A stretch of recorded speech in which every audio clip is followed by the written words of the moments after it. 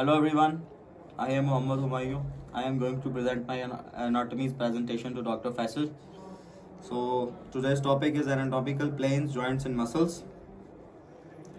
First of all, we will talk about planes. Planes are imaginary lines that cut the body at certain positions. The principal three planes of human body are median plane, coronal plane and transverse plane. First of all, we will talk about median plane. It is vertical plane that divides the right side and left side of the body lengthwise into externally symmetrical sections. This plane is also called mid-sagittal plane. Any plane parallel to median plane is called sagittal, parasagittal or paramedian plane. Next we will discuss about the coronal plane. Any vertical side-to-side plane at right angle to the median plane is called coronal plane. It is also called frontal plane. Next we will discuss about the transverse plane. It divides the body horizontally into upper and lower part. It is right angle to the coronal plane. It is also called horizontal plane. It is to be noted one thing about the planes is that the anatomical planes may be used while referring to the human body as a whole, a specific region of the body, or as an individual organ.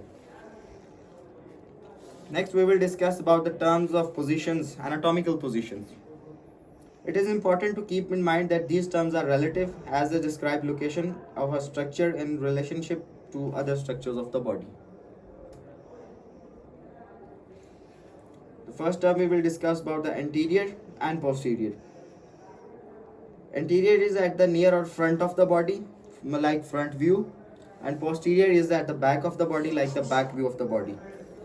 Midline is an imaginary vertical line that divides the body equally, right down from the middle, okay? A lateral, further from the midline, and anything away from the midline will be called lateral, and anything towards the midline, near the midline will be called as medial. The next term we have is superior and inferior. Superior means obviously upper part towards the cephalic, and inferior means towards the lower part or the bottom of the body. Superficial, close to the surface of the body. Deep, something away from the surface of the body. Proximal, near to the origination of the structure. Distal, further away from the origination of the structure. That can be anything like organ or. Next we will discuss about terms of movements. Various joints of, as we know that various joints of the body permit various types of movements. So first we have flexion and extension. Flexion is bending movement in which the angle between two bones is decreased, while extension is the straightening of two bones or the joint where the angle between two bones increases. Next we have abduction and adduction. These terms are used for the movement of the limbs as a whole or for the movement of digits of the hands or feet. Abduction is movement in which a body part is carried away from the midline. Abduction is the movement towards the midline. Next we have pronation and supination. These movements are limited to the forearm and head or hand.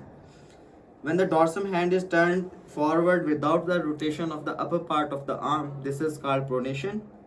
And it's when it returns back to the anatomical position like this, that is called supination. Then we have inversion and eversion. These movements are limited to the movement of foot, where inversion is the movement that turns the sole of foot inward and eversion is the turning the sole outwards. At the end we have circumduction. This is a combination of movements actually, in which we have abduction, adduction, flexion and extension. Such a movement is called circumduction. Thank you. Bismillahirrahmanirrahim. My name is Hassan Ali. I am from Group 9A. Today, my topic of presentation is anatomy of bones. Here are some basic points that I will explain today. Development of bones, function of bones, structure of bones, classification of bones, bone marrow, and bone surface marking. Our first point is bone development. There are two basic processes through which bone development occurs, and that are membranous formation and endochondral formation.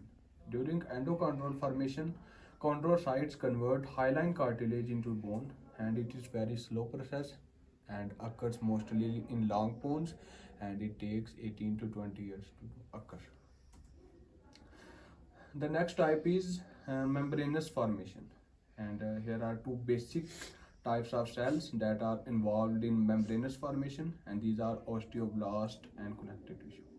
And one important and major process occurred during membranous formation, and which is called molding process. Here are some bones which are formed with the help of membranous formation, and these are facial bones, clavicle, and vault of skull. And it is very fast process as compared to endochondral formation. Our next point is function of bones. There are some functions. Bones provide support to the body, facilitate the movement, protection of the internal organs, storage of mineral and fats, and provide body shape. Our next point is bone marrow. At birth, the bone marrow of our all body is red marrow. After some time, it converts into yellow bone marrow. And at the age of 7, yellow marrow appears in distal, and this replacement gradually changes it proximally, so that with the age a person become young. And here are some bones and some organs where red marrow is restricted. For example, red marrow is restricted in bones of the skull, vertebral column, thoracic cage, girdle, and hedge of femur and humerus. Our next point is bone surface marking, and here are some terms: tubersal, small elevator avians; tuberosity, large round elevation; fossa, shallow or deep area; crest, ridge of the bone; notch, intention of edge of bone. Here is our basic topic, and that I will explain. Classification of bones. Bones are basically classified in 5 major types: long bones, short bones, flat bones, irregular bones, and sesamoid bones. First of all, I will explain long bones. The length of long bones is greater than its breadth, and the shaft, I mean the diaphysis of the long bone, is tubular, and epiphysis is present both end of the bone, and outer layer of the shaft is covered with the compact bone, and compact bone is covered with the periosteum. Articular surface is covered with hyaline cartilage. Here are some examples of long bones: humerus, femur, metacarpals, metatarsals, and phalanges. Now I will tell you something about the structure of long bones. There are diaphyses, shaft of the bone, that are strongest and largest part of the long bones, and next, metaphysis, most vascular part having maximum growth capacity, clinical important in children. Epiphyseal or growth plate, most weakest part on growing bone at puberty.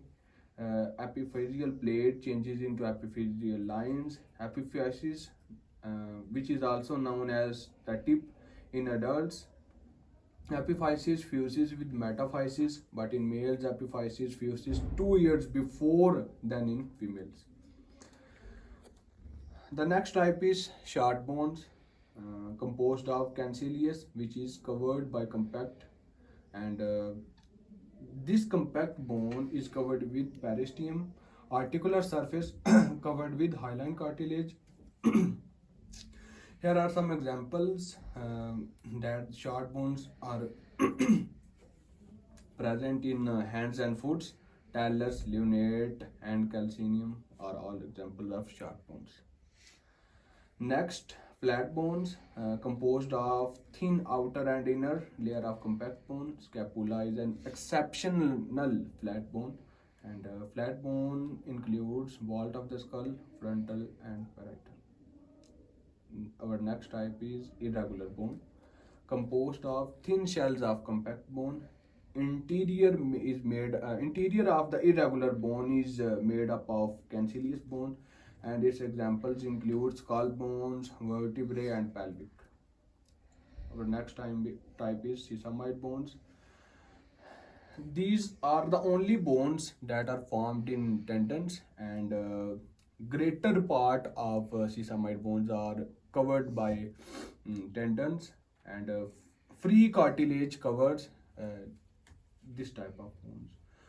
Largest sesamoid bone is patella, and it also have some other examples: flexor pollicis brevis and flexor hallucis brevis. And it's all about bones and general anatomy of bones. Thank you. So, Bismillahirrahmanirrahim. My name is Yaullah Khan and I am from Group 9A. Today I have a presentation on anatomy. The topic is general anatomy of muscle.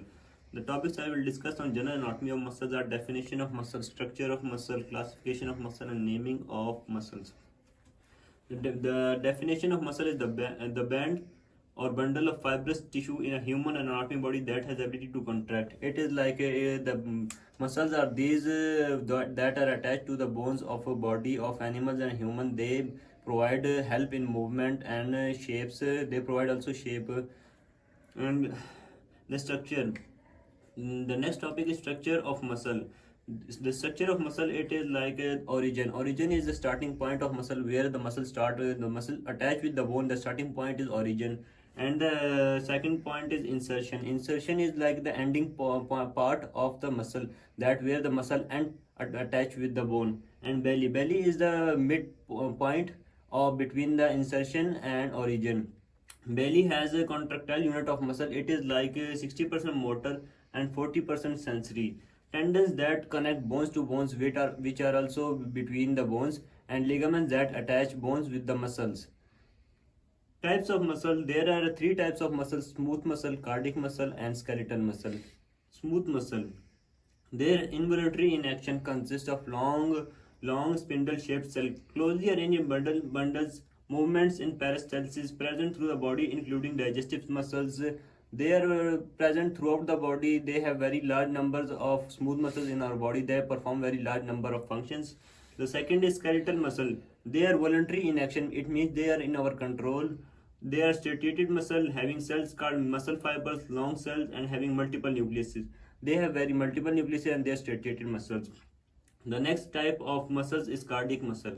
They are present at cardiac only at heart. They have the muscles present at heart. They have single nucleus, involuntary in action, and they are striated muscles. The classification of muscles. There are three types of classification: unipennate muscle, bipennate muscle, multipennate muscle. Unipennate muscle is like they are oriented at one fiber angle. They are on the same side of tendons. Bipennate muscles fibers are oriented at two fiber angle of force generating axis. They are between the two sides of tendon. Multipennate fibers are oriented at multiple fiber angles. They are attached with the central tendon branching into two or more tendons.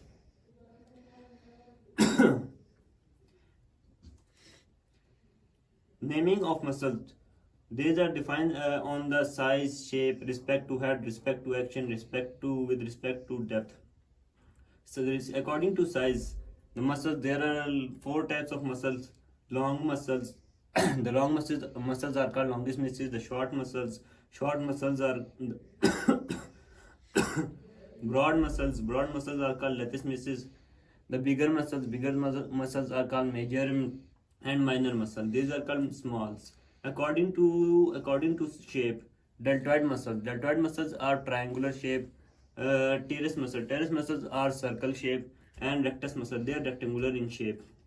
With respect to heads, there are three types: biceps, they have two seps; tricep, they have three heads; quadriceps, they have four heads.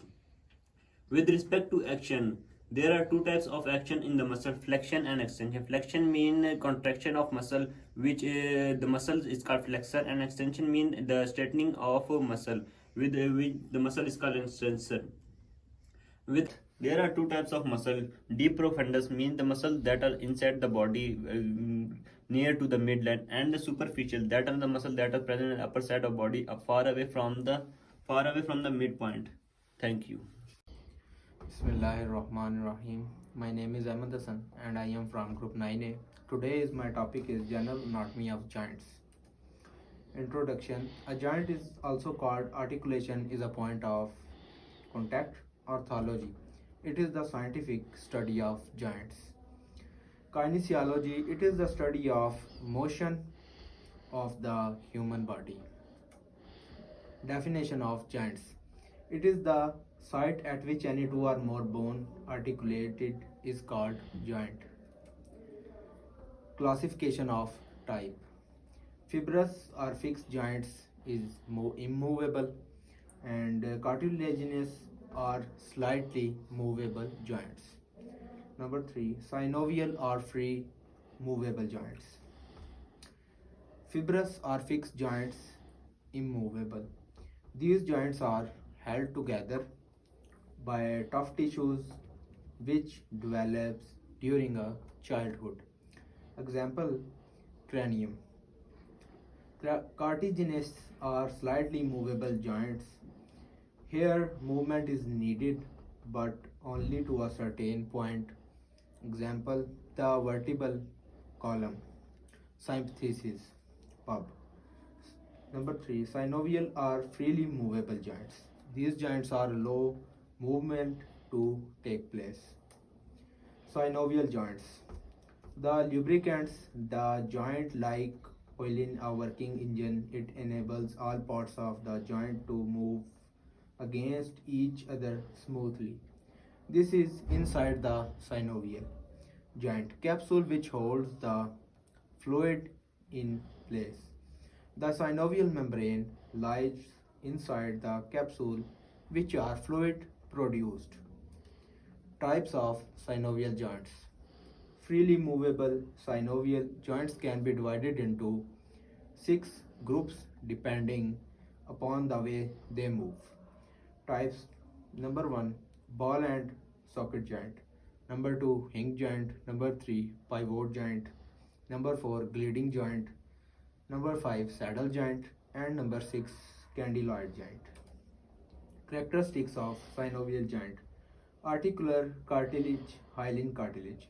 The part of bone are covered with cartilage, capsule and capsule ligament. The joint is surrounded and enclosed by a sleeve of fibrous tissue which hold the bone together. It is sufficient loose to allow freedom of movement but strong enough to protect it from injury. Synovial membrane. This is composed of epithelial cell and is found lining the capsule, covering those parts of the bone within the joint, covering all intracapsular structure that do not or bear weight.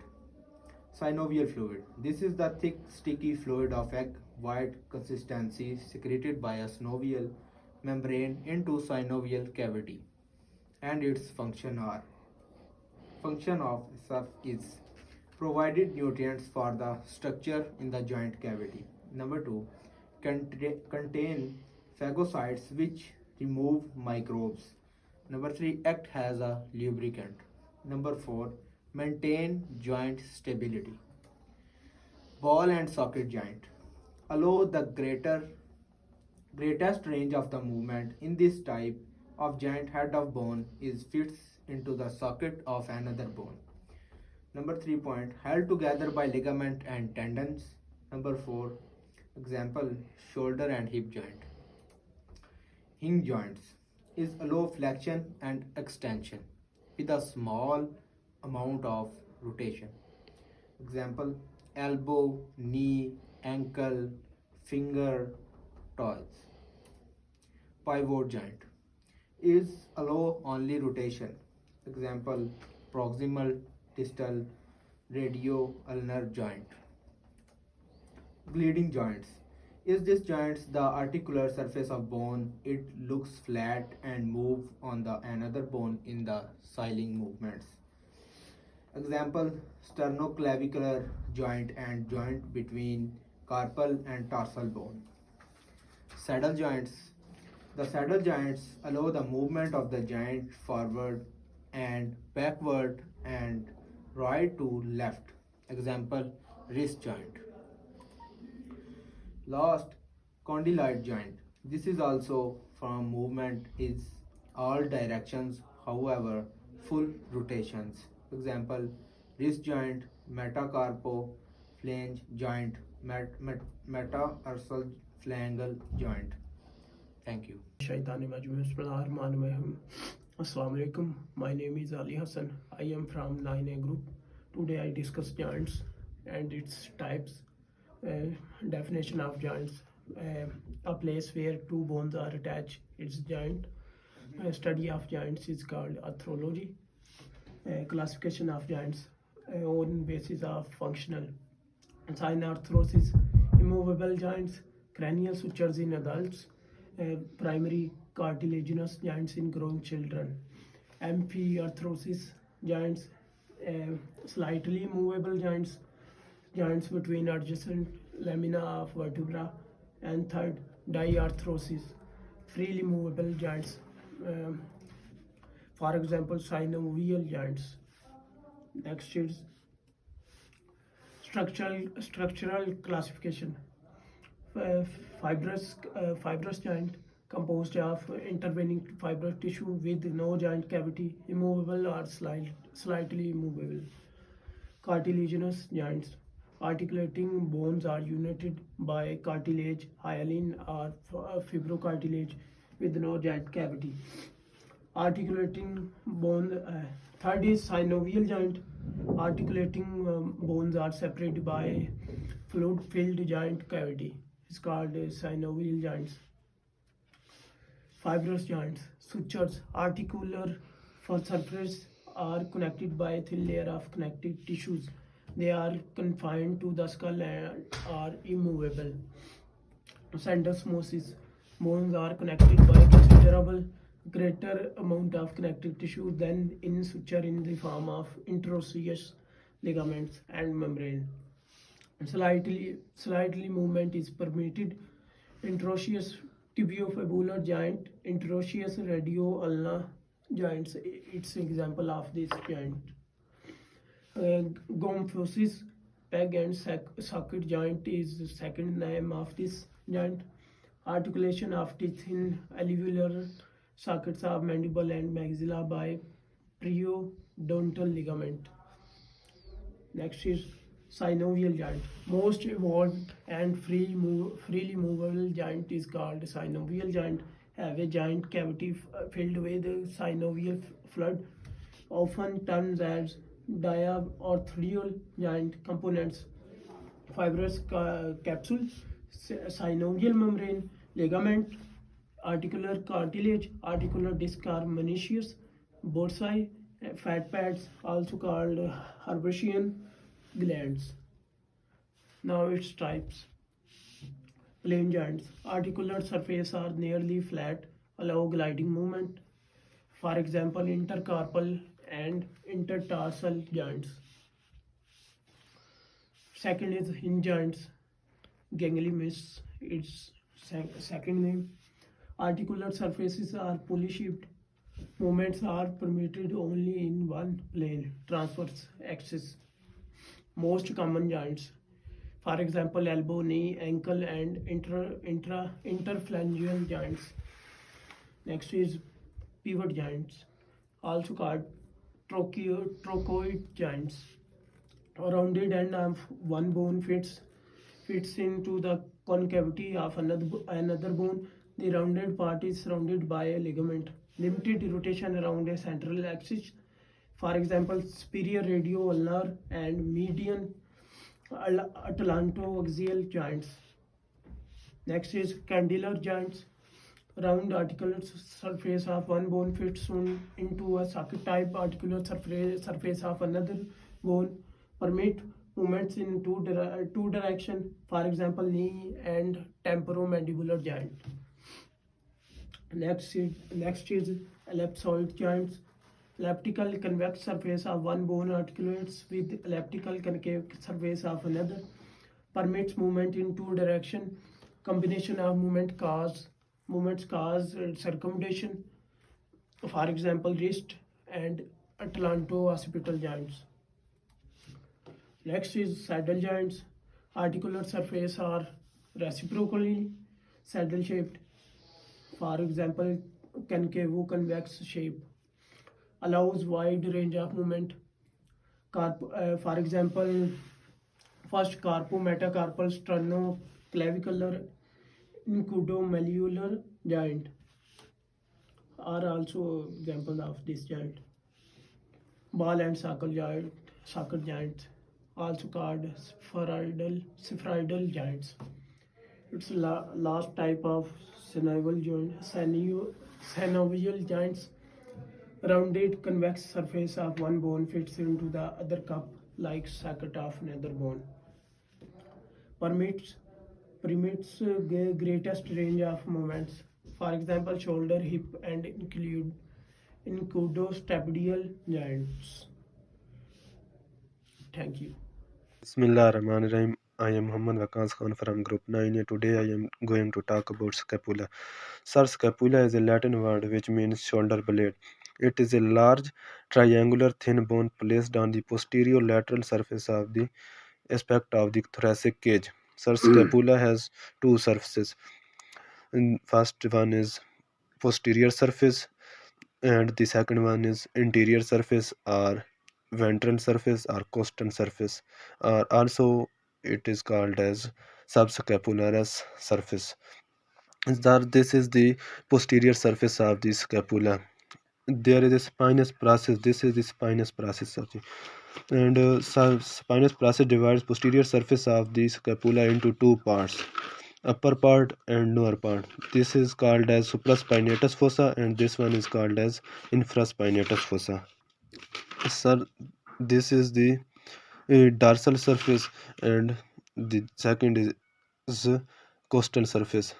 Costal surface of the scapula, there is a muscle attached which is named as subscapularis muscle. So this surface is also called as subscapularis surface. Sir, there is a three borders: the superior border, medial border, and lateral border. Superior border and medial border are the thin borders, and the lateral border is a thick border. Sir, there is a three processes: acromion process, coracoid process, and spinous process. Sir, there are three angles: inferior angle, superior angle, and lateral angle, are also we called as glenoid angle because there is a glenoid cavity. Sir, now I want to explain the muscle attachment of the scapula, that how many muscles are attached on the scapula and what are these. First of all, I am going to the medial border of the scapula, that there are how many muscles and what are these. There is a three muscles attached. This is the medial border and there is a three muscles attached. The first one is levator scapulae. There is a levator scapulae, and the second one is rhomboid minor. There is a rhomboid minor muscle is attached, and there is a rhomboid major. The lateral border of the scapula, there is a two muscles attached: teres minor. There is a teres minor and there is a teres major. Teres minor is a muscle attached into two lips, in the form of two lips, and there is a artery, circumflex scapular artery is passed between these two muscles. From these two lips there is a circumflex artery pass. Sir, there is a suprascapular notch. Suprascapular notch. This is the suprascapular notch, and there is a muscle attached, omohyoid muscle, and there is a belly, omohyoid muscle. Belly is attached here, and the spinous process of the spinous process, there is a two muscles attached. The upper lip of the spinous process, there is a muscle attached named as trapezius muscle, and the lower lip of the spinous process, there is a muscle attached, deltoid muscle. Sir, this is the glenoid cavity. The upper part of the glenoid cavity is called as supraglenoid tubercle, and the lower part of the glenoid cavity is called as infraglenoid tubercle. This is the infraglenoid tubercle and this is the supraglenoid tubercle. Now I am talking about the angles of the muscles attachment. There is a muscle attached named as latissimus dorsi. Latissimus dorsi is attached on the inferior angle of the scapula. Infraspinatus muscle is attached on the infraspinatus fossa and the supraspinatus muscle is attached on the supraspinatus fossa. Good afternoon, sir. I am Kifayatullah from 9A group, and today I am going to explain about the clavicle. Sir, clavicle bone. First, the word clavicle is derived from the Latin word which means key. Sir, if you see the clavicle bone, this is the superior aspect of the clavicle bone. Here you can see this is the acromial end. This one is the sternal end. Acromial end is also known as the lateral end, and this sternal end is also known as the medial end. Laterally it will be 1/3. Here you can see that it start from this one to this area. Then after that medially it will be 2/3. Medially it will supply to the sternal end, and this one is the middle portion is the shaft, sir. If you see the superior aspect of that bone, then here you can see, if we see the superior aspect of this bone, then here we can see this one, the trapezius, and at the superiorly to this trapezius, this one will be the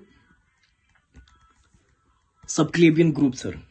And here near to the sternal end, we can see this one is the ingression of the costoclavicular ligament. So this is the basic thing about the clavicle bone. Some peculiarities is also here, sir, in the clavicle bone, and the peculiarities is that this is the first bone which will ossify, and there will be no any medullary cavity, and it is subcutaneous throughout the life. So this is the peculiarities which is related to the clavicle bone. Then now I'm going to explain about the muscles attachment of the clavicle bone. Superiorly, here as I earlier told, it is the acromial end. And if we see the superiorly aspect of the muscles of the clavicle bone, here trapezius muscles will attach, and just few centimeter below the trapezius muscles, that is inferior to the trapezius muscle, lateral, near to the lateral end, it will be the capsule of the acromial clavicular joint, sir. Then after that, if we see the sternal end, near to the sternal end, we can see here it will the sternocleidomastoid muscle will be present. And if we see the inferior aspect of that clavicle bone, here then it will be present pectoralis major, and just at the portion of the shaft, we can see the subclavius muscles is present there. So this is all about the muscles attachment of the clavicle bone. Then after that, clinical, there is one clinical concept which is related to the clavicle bone, that is cleidocranial dystosis. Sir, in cleidocranial dystosis, what will happen? So this clavicle will absent in the patient body. Then if clavicle will absent, then we can see that near to the arm joint, sir, near to the shoulder joint, it will be dull-like structure. We can see that both the arm will attach to each other in the cleidocranial dystosis, in which clavicle will be absent, and this is the most fracture bone in the body. So this is all about the clavicle bone, sir. Thank you very much, sir.